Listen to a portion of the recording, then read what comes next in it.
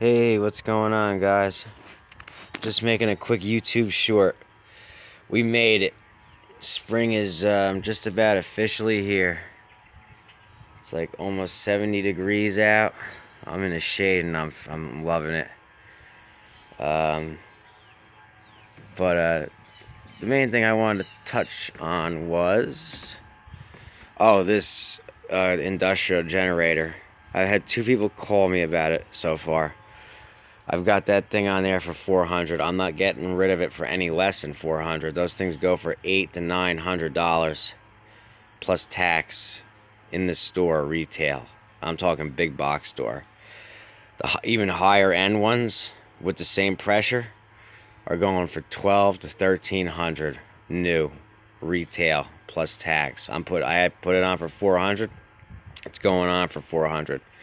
Now remember, originally the muffler was rusty when I showed it when I was running it, and the front cover it was red. Remember, you can still kind of see the red from the inside.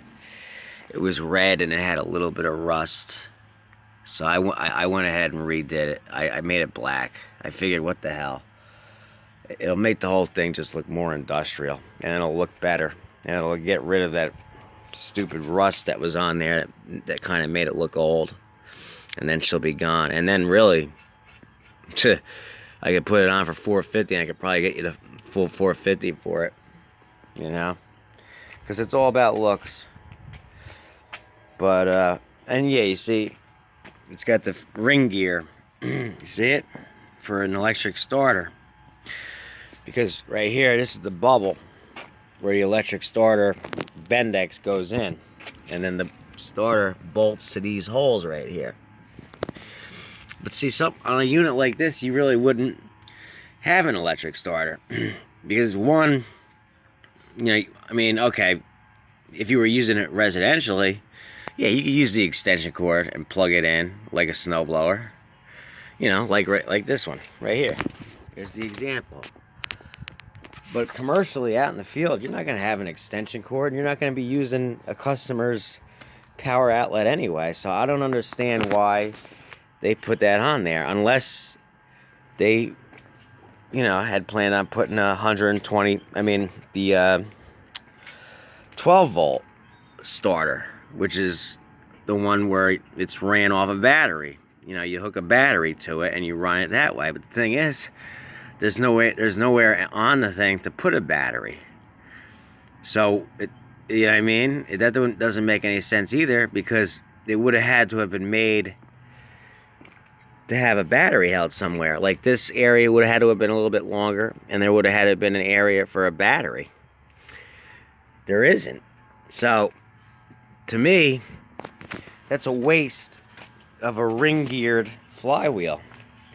I don't have one right now. If I had a regular Tecumseh flywheel that didn't have the ring gear, I would swap it and keep that one. And not only that, but I need magnets, because you know how they unstick. I think I have 2 out of 3. But it's good to have 3 spare magnets, because you know how they do unstick, and then your alternator doesn't work. And all you do is, the magnets are glued behind here. You take a torch to them, and that'll heat up the JB weld that holds them on, and you can get them off. So this way you have your magnets to put on to another flywheel. Oh, that's right, 2 more, because you can do up to 5 magnets, and those flywheels that have 5 magnets are like $180, and they're not easy to come by, even used. So even used, a 5 magnet electric start, 5 magnet flywheel is worth big bucks versus your standard 3. Because the standard ones have 3 for your standard alternator right here. The 3 magnet one also runs the more powerful one that's on my errands. But that really, really high powered alternator needs 5 magnets. That thing is $180, and I don't even think I've seen them used. So you're talking about, used, you could probably get $170 for it. So that's probably another thing. I wonder if there's magnets behind that thing. Because if it has magnets behind it, that's also a waste. There's no need for them. There's no alternator on this thing. Let me see. I'm trying to see if they're on there.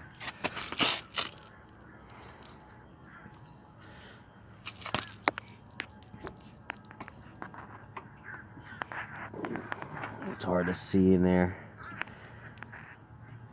I'm going to say I don't think so.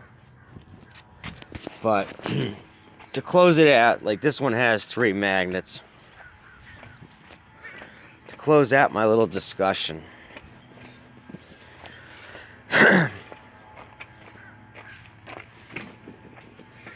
that one has the 3 magnets. I glued them back on. See, I had to glue this one back on. This one I had to glue back on. This one stayed okay. They pop off. But if you were to put 2 more, you've got the 5 magnet flywheel. The 5 magnet flywheel is not cheap. So just to get the magnets to put on there, and then have that 5 magnet flywheel, then you can run the highest powered alternator. And that's, you know, you get a couple of them together, you know, you get a couple hundred, almost 500. Sell three of them, you're almost at $500 for some flywheels. You know, this flywheel by itself, just the way it is now, it's worth, I think, what is it worth? $50-$60 as it stands. Just by adding 2 more magnets, that jumps the value almost $100. But also, it's good to have these magnets on spare, because, you know, they fall off. Sometimes they can get broken in there or whatever else, and you need them to power it. Or you might have a machine where the flywheel doesn't have the magnets, because they do have them where they don't even bother putting the magnets in. Like that one out there, it doesn't have the magnets on it because there was no plan to ever alternate anything, you know what I mean, power anything. So you could come up across something where you have a good flywheel and you want to put an alternator on it, right? And all you need is the magnets. And if you don't have the magnets, you can't do it. Here's one of the standard alternators right here. This is the standard one that powers most of your, you know, basic smaller headlights. Not like the big one, which I've shown, that goes full all the way around. And then there's one that's got even more copper. I just figured I'd show that. So that's what's going on. Before I'm done, I'll put that cover on. I'm going to stop the footage, but I'm going to put the cover back on, and then I'm going to retake pictures. And then I guarantee as soon as I do that, as soon as that ugly rusty red cover picture is gone, the thing's going to sell. And I'm going to raise the price to $450. I might have to redo the video because the thing had the red cover. Otherwise, and also even the photos, well, that's why I'm going to change the photos. Otherwise, right now, that one lady, if she had came, she would have been like, wasn't it red? And I would have said, no, it was black. Or I would have said, yeah, it was red, but I went ahead and painted it black real quick, touched it up black. Well, I do also notice that there's a little bit of crap buildup right under there. You see how there's crap built up right under there? It's not much, just a tiny little bit. Still, you want to keep those, it's the cooling fins. You want to always keep those areas clear. This is an air-cooled engine. That's how you keep them cool, so they last forever. Well, not forever, but as long as you can get out of them. That's a 94. The thing's got plenty of life left in it because it was barely used anyway. That thing will still be around 20 more years. This one, I don't think it has the year date on it because it's a Sears. No, it does. 97. These engines are getting old already, and there's still tons and tons of them out there, but they're slowly diminishing. So I recommend that people start hanging on to a few of these engines, because once they go away, they ain't coming back. And these are far better engines, especially for the winter, for the snowblowers, than the ones they're putting on now. For a generator, I mean, it don't really matter. You could put a Briggs on, you could put a Predator on, you could do whatever you want. But for mini bikes and snowblowers, that's what you want right there. And right now they're still in high abundance, and the reason is because a lot of those snowblowers are finally wearing out, so the engines are coming off, you know. But within the next, say, 10, 15 years, these are going to start getting scarce. And once they do, the value is going to climb. Right now, if I wanted to, I'm going to paint that muffler. I'm going to repaint that. This engine's going on that machine for my uncle. It's an 8-horse. It had a 10. The 10's going on my errands.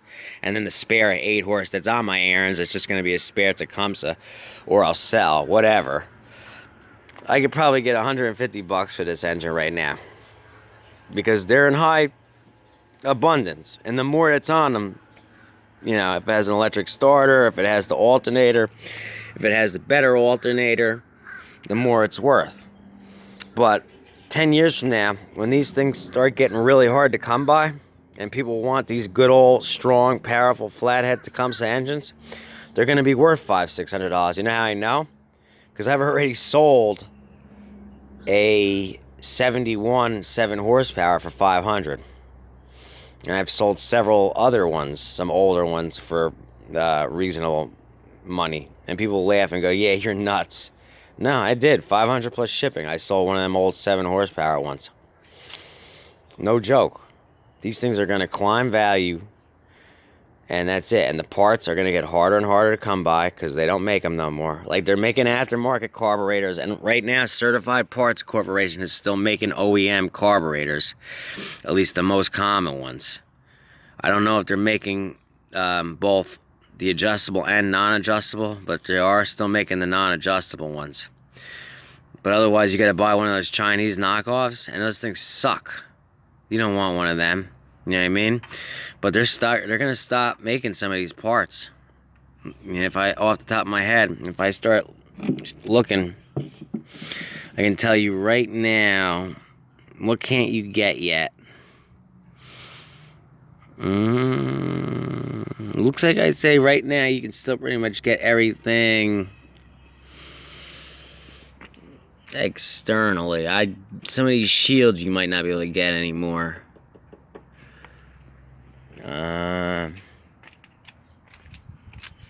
Internally, have they stopped making any of the parts yet?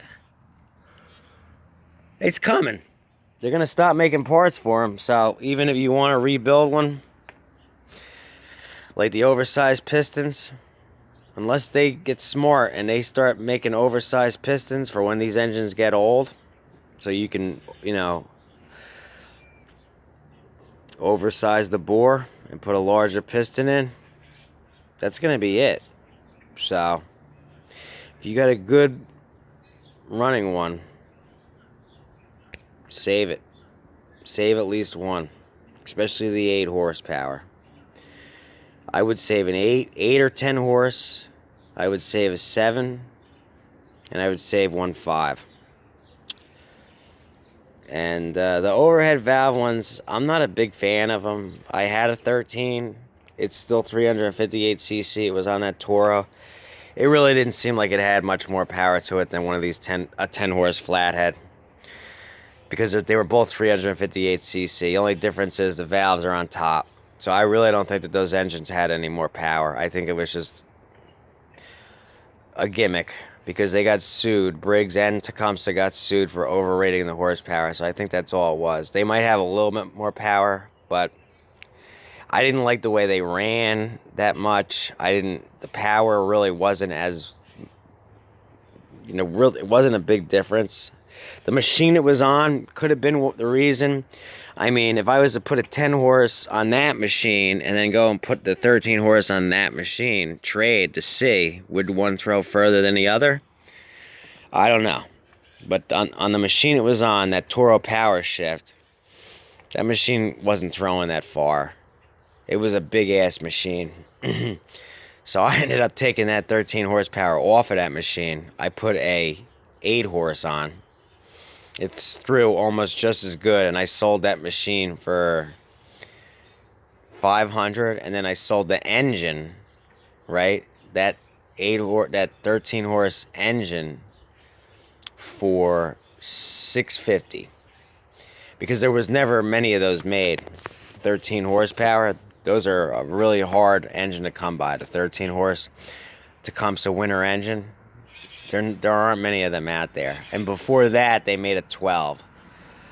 The 12 is the older one. It was on errands, on some of the older errands. I doubt if there's even any difference between the 12 and 13. The only difference I did see reading up was the 13 took 2 ounces more oil than the 12, so maybe there was a difference. The one other thing I liked about the older 12, it had an adjustable carburetor. The 13 had a fixed, and you couldn't buy an adjustable carburetor for the 13 horse. What you had to do was get an old adjustable one from a 12 to put on the 13. And the only way you did that is if you found a good used 12 horse Tecumseh carburetor, which good luck trying to find one of them. They're different than these. These carburetors are all over the place. The 8 through 10, and they'll work on both. And another thing, before I end this video, because I'm rambling a bit, but it's all good information. The 8, 8.5, 9, 9.5 are all the same. All of them. They're all 318cc. So it doesn't matter if your engine says 8 horsepower or 9.5. It's the same exact power. It's 318cc. And then when you come to the 10 and the 10.5 are the same. No difference at all. Then they made an 11. The 11 I'm unsure of. There's an 11 horsepower flathead out there. I'd like to get my hands on it because that would be the most powerful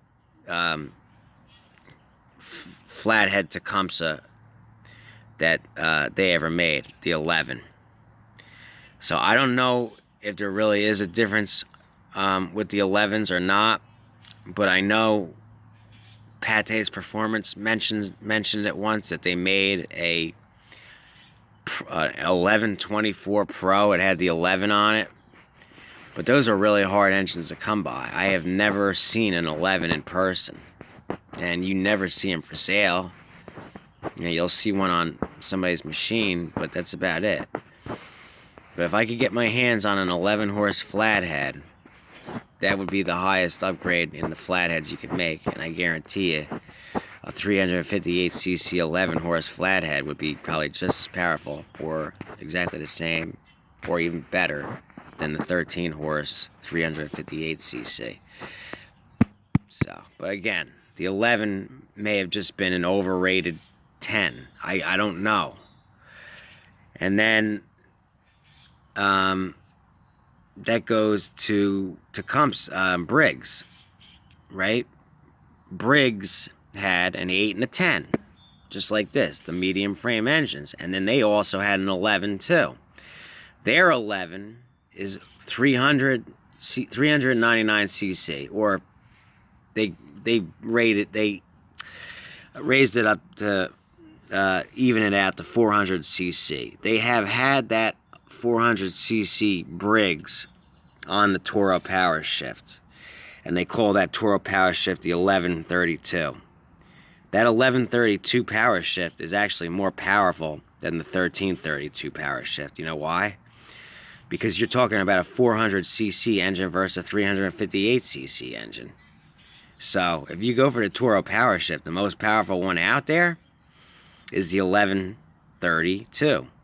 It had the 400cc motor. I haven't had one yet. They're really hard to come by, the 11 horse. The 8s and 10s are much more common, but the 11 horse, I haven't seen one yet. But if I get my hands on one of them Briggs 11 horse, that would be the engine to put on the snowblower. That would be a big time upgrade. Thing is, though, with snowblowers, I like Tecumsehs. They're reliable. They're easy to start in the winter. Briggs have their troubles with starting in the winter. They're harder to start. Their electric starters are more expensive. You know, so if it goes bad and then you don't have it, it's just Tecumseh, when it came to winter engines, they were king. They really were.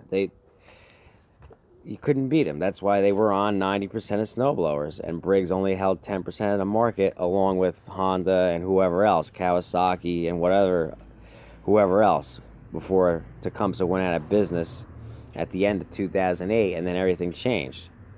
Then Briggs started making their own style of winter engines, and you had liquid combustion technology come out, which was a runoff of Tecumseh. What happened was Certified Parts Corporation and another company, I can't think of the name right this second, bought up Tecumseh. Certified Parts Corporation continued to build the engines, and then the other company sold the rights of the name Tecumseh and Lawson to LCT. So liquid combustion technology, which is the engines that are on all the errands now, is what's on them now. Liquid combustion technology by Lawson, they call them. That's the successor to the Tecumseh. They're made in China. I will say that they do have good customer support. My neighbor gave me one, and it had a bad valve rocker arm. I called them, and they sent me one free. So they got good customer support in the U.S., but I would never buy an Aaron's with one of them on there. And then you have your professional model Aaron's that have the Briggs, but they're made in China too. They have a 400. They have up the most powerful stock snowblower you can buy now is the 420cc. Whether it's an Aaron's or whether it's a Toro, they have a 420cc Briggs, and they have a 414cc Aaron's LCT engine as well. But as far as I know, the 420 is the biggest they make. But it's an overhead valve. It's made in China. It's not as good. I doubt it has that much more power than the 358 or the 399 Briggs. The 399 Briggs would have been the best engine to have out of all of them, hands down. But yeah, they're only on those Briggs are only on commercial Aaron's now, and a lot of those hydro Aaron's, they use those same what do they call them? That had that plastic. It had that plastic transmission that was on that one Craftsman riding mower I had. That transmission sucked. It was a general transmission. That's what they're using now to power the hydros on those professional Aaron's. General transmissions. They're plastic. They're plastic junk. So you're better off buying an older Aaron's like the one I've got from 1987. That thing will outperform those newer ones any day. The new ones might be able to throw a little bit farther, maybe a little bit further, but the way I have mine modified, it's only throwing maybe 5 feet less, 5-10 feet less. How far do you need the thing to throw? I mean, the new ones, they boast they can throw up to 50 feet. Mine throws like 40-45 feet.